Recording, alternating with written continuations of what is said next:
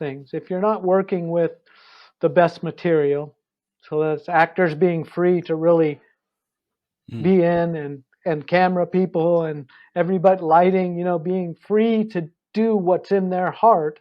And if they bring that, then you're in the editing room with all that energy that goes behind it. Ian, David, and Quinn started out to make a $50 million movie based on Ian's book, TJ's War. Mark, Sia, and Sincera soon jumped on board, and then Mr. Z joined the team, a mysterious executive producer who said, "Stop, this is no movie. This is a 2-season, 20-episode TV show. So follow us, join us as we create TJ's War, the $50 million TV series." Hey, welcome back to We're Making a $50 million TV series. This week, we are continuing our conversation with Carey Corr.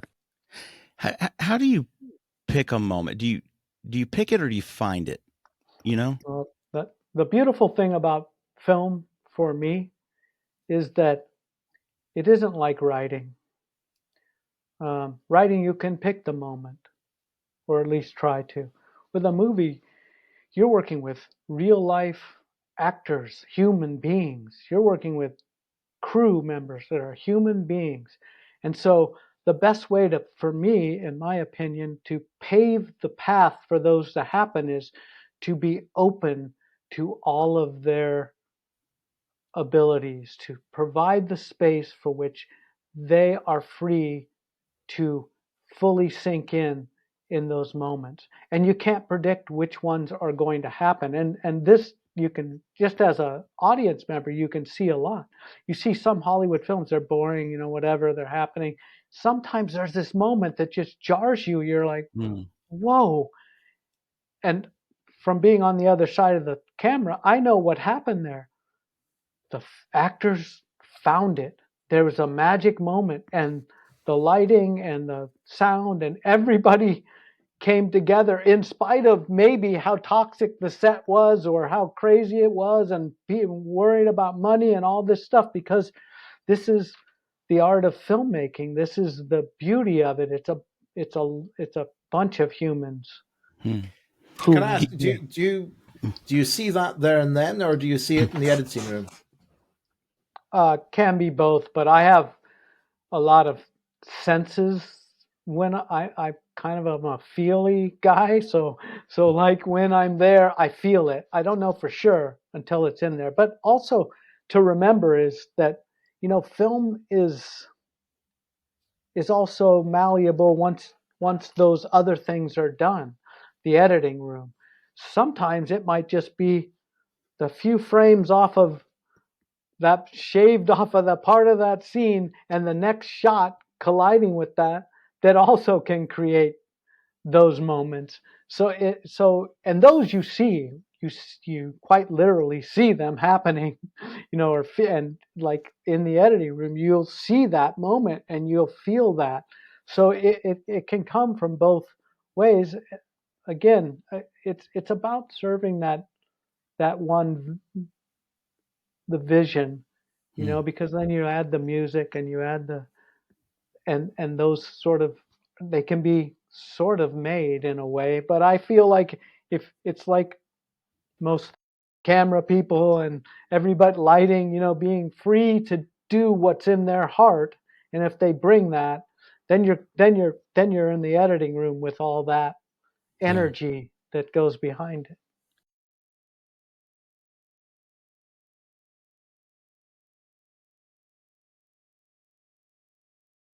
I've been tuned into the music element a lot lately. I've been binging the White Lotus series. Have you watched it? You may be a fan. Either you love it or hate it. It seems to polarize audiences. Either they think it's terrible or they love it. There's no in between on that one. I haven't seen it, so I won't make comment. Okay. Well, there's three seasons of it now, and I won't dissect it, but it's each season is a very, very slow burn. It is just, it is, I don't know how to describe it better than that. It's just like you want to watch, but you almost don't know why you want to watch. I mean, it is character driven rather than, I mean, there's a huge story there, and you don't know where the twist is going to happen. It's a very slow burn, but throughout there's this background music that's sort of eerie, and it, it, you almost watch the whole episode on edge, even though nothing's happening. It could just be a dialogue, but there's this subtle eerie music in the background. It really awakened me to the power of just music in the background and how all of those elements are important. Iain, do you have a moment in the book that you think is the pinnacle where the audience is changed? Well, I think there's several. The great thing is that I get feedback, and so and the feedback always I love it because it's people really engaging. So I can't put any plot spoilers in there, but there are several moments in the book where people suddenly go, it shocks them, or it makes them cry, or it makes them really think, because it's a completely different way of looking. I can give you a very simple one, and it's only referred to in the book, so I'm quite happy to give you this one. But I, as part of my research, I interviewed a woman who was in her teens during the Second World War in the UK, in Yorkshire, and 1940 to 1942, a lot of the battle was going on in North Africa, where the Africa Corps, led by General Rommel, was up against mostly the British at that time, and the allies of the British, but the Americans hadn't quite come in until towards the end of that. And this woman said to me that she could tell you exactly where Rommel was. She knew his name, she knew all about his history, his family, and so on, and she knew exactly where he was all the way through the battles that were going on. But she couldn't have told you who the British generals were. And Montgomery. Yeah, Montgomery, but he came along a bit later. But the thing is that a large number of people in the UK saw Rommel as a kind of heroic figure, even though he was on the Nazi side, and they obviously didn't want the Nazis to win, but they saw Rommel as this figure that, you know, almost like the underdog, because especially when the Americans came into the war and Montgomery got his troops together, Rommel was very clever in the way he fought, because he was completely overpowered by the enemy. Not overpowered, but in terms of power, the Allies had far greater firepower than his army did, certainly by the middle of all that. And when the reports came through that Rommel had died, people in Britain were upset by that, which is we look back in the Second World War, and it's I think we think that's odd. We think that's strange, but that was the kind of thinking that went on then. And so nothing is clear, nothing is black and white. There are so many layers to all of the things that went on there. And I think if we can get some of that across in the TV series, I think that will.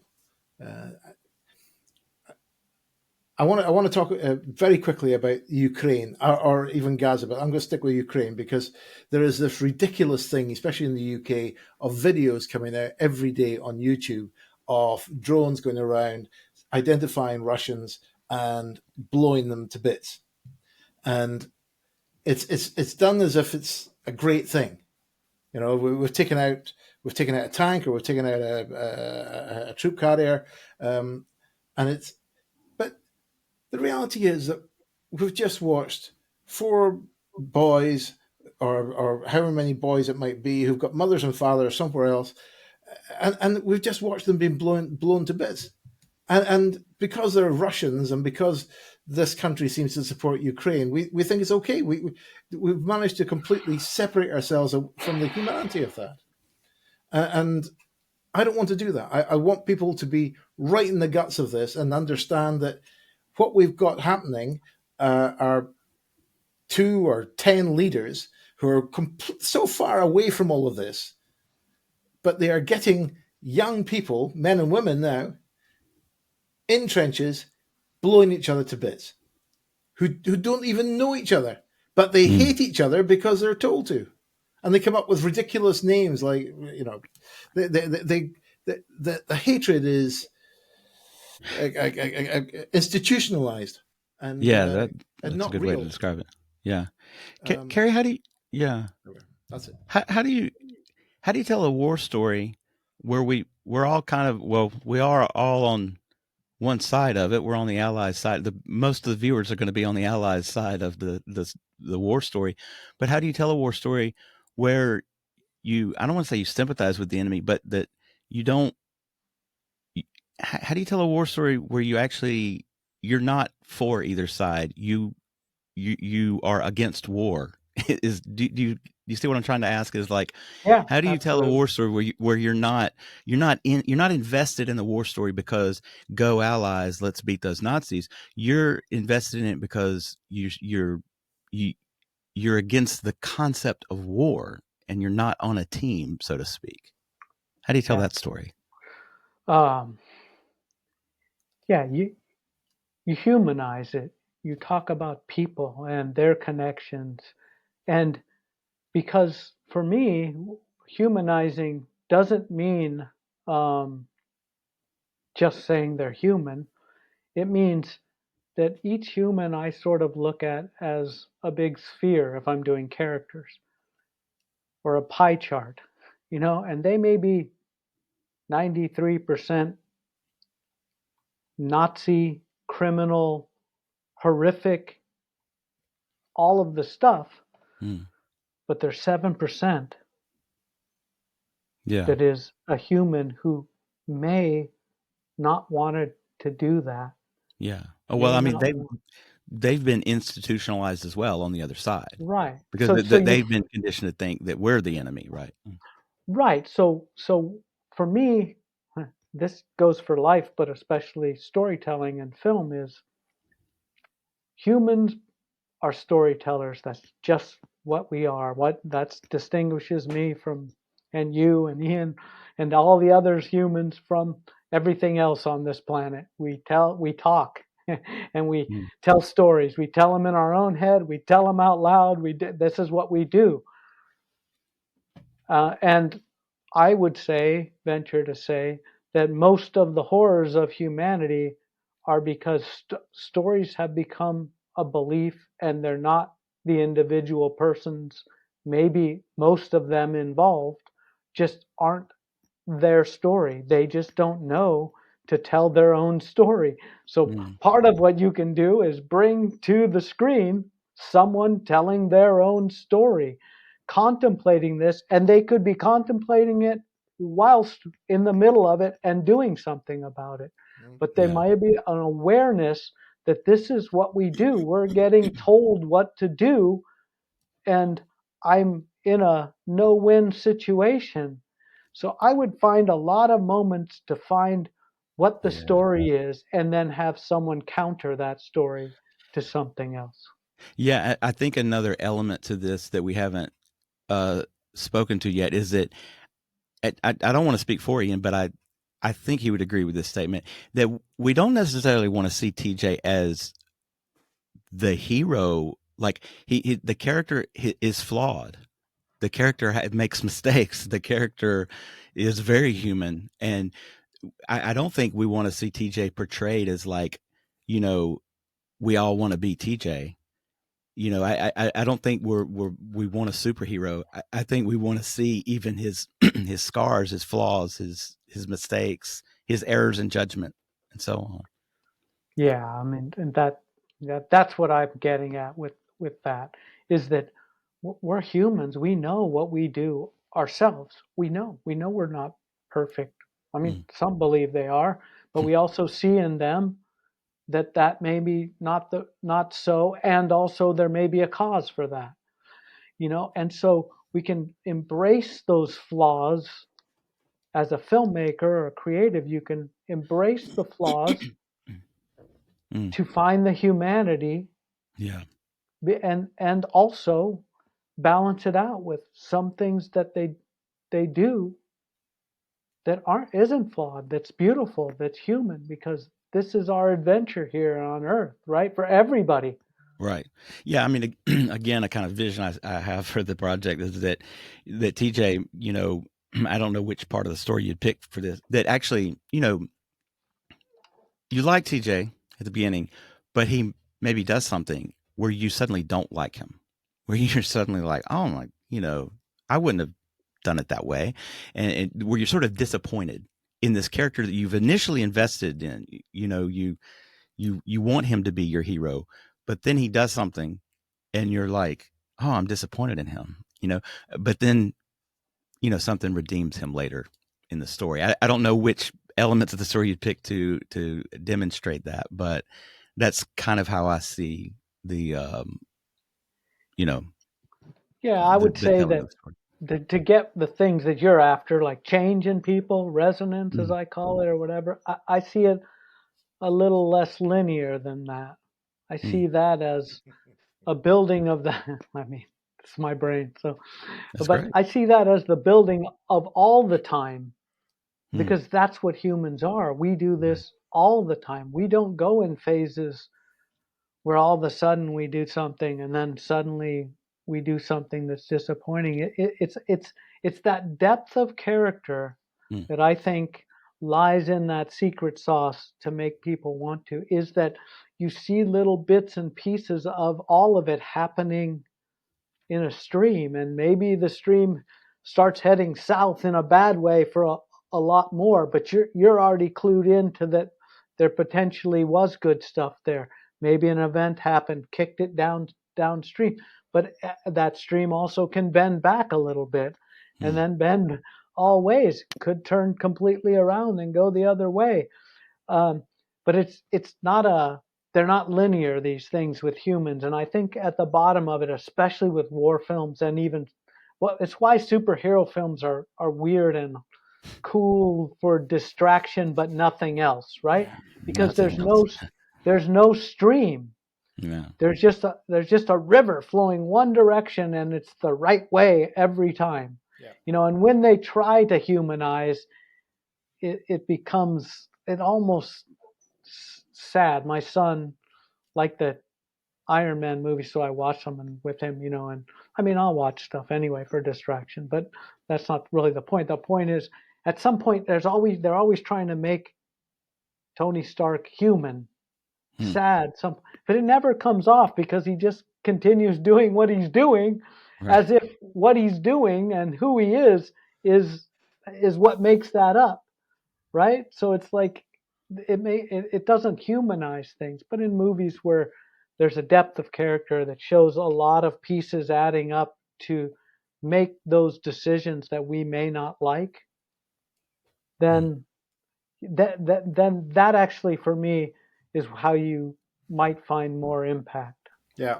I think um, if you can get to the point in the TV series where there's a decision going on, and as the audience member how he's going to go or how she's going to go, because you've gained that much. You're so engaged with the character that you've built up this level of information, seen, experienced what he or she's gone through, and when you come to a decision point in the road, he's going to go left or he's going to go right because you're so engaged with him. I think then we're succeeding.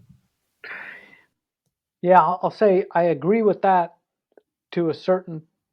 Well, I agree with that, the engagement level, but I also think surprise is one of the filmmaker's greatest tricks, right? But you can't do it for doing its sake. You can build and get that engagement, but maybe at that fork of the road, the character goes the opposite way, but the audience can understand why they did that because they're engaged. mm, Like there's a power in that because that's a shift of of of choice that maybe the audience is trying to figure out what the end result of the character should be, but this sends it another way, and you learn more about them later. I mean, all of that stuff is, but the engagement part is very important. Having that depth and that human feel, and not shirking what is humanity in characters to create fantasy. Absolutely. Well, Carey, are you available to direct a few episodes of TJ's War, the two season Netflix series? Absolutely. Okay. Well, we've been picking your brain about our project. Tell us about, Carey, what you're working on now. Tell us about Connected Pictures. Sure. Connected Pictures is the company that I co-founded with my partner Amit Rathore. Um, we're doing film business in another way, but we're also, more importantly, we're creating a community based on people who really want to see films succeed and films that can change and know the power of it. And it is a real mission for me to take and make movies and take people along the journey from the very beginning. So you guys are kind of doing that, which is great that I'm here. It's everybody has a stake in the film process, from audience to everybody, and they, with Connected Pictures, they are along, not just along for the ride, they're a partner, they're a supportive partner in this, and we're doing it open. We're not letting everybody read the script, that's not what I mean by open, but talking to people about the themes and what might happen and how that can be, and engaging and involving them in the process of this movement to make films that can open people to new perspectives and to come along that ride. And we're doing that from the start, because it's not about just when it comes to the theater. That's the part that is just another step, and it can go beyond the theater, because we want to create discussions and dialogues around these things with people all the way. So from the beginning all the way to after the movie's made, because that's how we all move forward, right? We discuss it. If a movie opens you, you have no place to go right now. We want to open people and have them a place to go, to come and talk about it and to see how we all move forward. If a movie can do that, open that in you, let's go, let's talk, because that's what this is about. Awesome. Where can people find out more about Connected Pictures or you? Yeah, you can find me on LinkedIn. Okay. And you can also find connected.pictures so that's the The platform URL. site name, Okay. connected.pictures. You Okay. can go there. Yeah. And then you can also go to careycorr.com if you want to learn a little bit more about me and past filmmaking and stuff like that. There you go. And Fantastic. we'll put that in the show notes for this episode. Well, that's about it, folks. Iain, we've had all these amazing people on the podcast, directors, screenwriters. I think it's time we put them all together and we make this TV series. Yeah. Yeah. I couldn't agree And more. what else do we Carey, need? Oh, that's right. We need $100 million. Okay. yes, we do. That's coming. Um, Okay. Carey, I got to say, you and I talked a couple of weeks back to set this up, and I knew this was going to be a really good podcast. There's a lot of good stuff in there. Thank you very much for your time and your energy. I love this, and there's a tremendous experience and knowledge just shining out of you. You've got a true soul. What I think of as a director, somebody who really feels it. Yeah, your philosophy definitely is aligned with what we're trying to do here. Yeah. Yeah, well, I'm grateful to be here, and I'm grateful to have those conversations we've had, Iain, before, because we have a lot in common, and even though um, I appreciate those words, this is being human and being me, and so I guess in some ways that's the most beautiful thing, for us to be ourselves and to bring that to the world, and if we do that, all the the TV series that you're making and the films I'm making will have impact because they're imbued with us at With our honesty. deepest levels. Yeah. There you go. Let's end it on that. Thanks for joining us, folks.